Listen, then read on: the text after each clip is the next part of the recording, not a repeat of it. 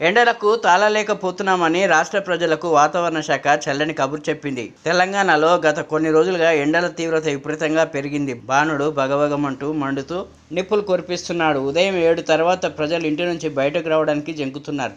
తీవ్రమైన వేడికి వడగాల్పులతో ఉక్కిరిబిక్కిరవుతున్నారు. ఈ నేపథ్యంలో రాష్ట్ర ప్రజలకు హైదరాబాద్ వాతావరణ కేంద్రం చల్లటి కబురు చెప్పింది. ఈ క్రమంలోనే పలు జిల్లాల్లో వర్షాలు కురుస్తాయని వెల్లడించింది.